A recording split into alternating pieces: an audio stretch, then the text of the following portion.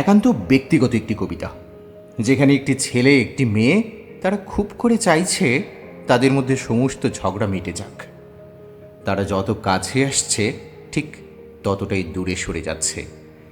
ঠিক এমনই একটা সিচুয়েশনে তাদের একজন আরেকজনকে বলছে, কিসের নেশায় লড়ছি দুজন, কারণ গেছি ভুলে, আজও আমার শান্তি লাগে তোমায় খানিক ছুলে। কাঁপছে দুহাত তোমায় ছাড়া, লাগছে ভীষণ ফাঁকা, তোমার আমার সমস্ত চ্যাট ঝগড়া দিয়ে ঢাকা।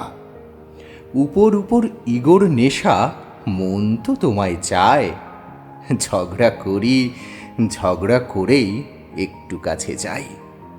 চোখের কোণে জল এসে যায়, লড়তে লড়তে মাঝে খুব মনে হয় হয়তো আমি সত্যিই ভীষণ বাজে।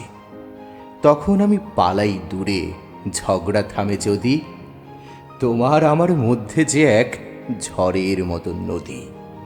তবে চাই না আমি থাকতে দূরে, তাই আবার আসি কাছে, এসেই দেখি নতুন করে লড়াই বাকি আছে। আমাদের ভালোবাসাগুলো ঠিক এরকমই, একবেলা ভালো তো একবেলা খারাপ।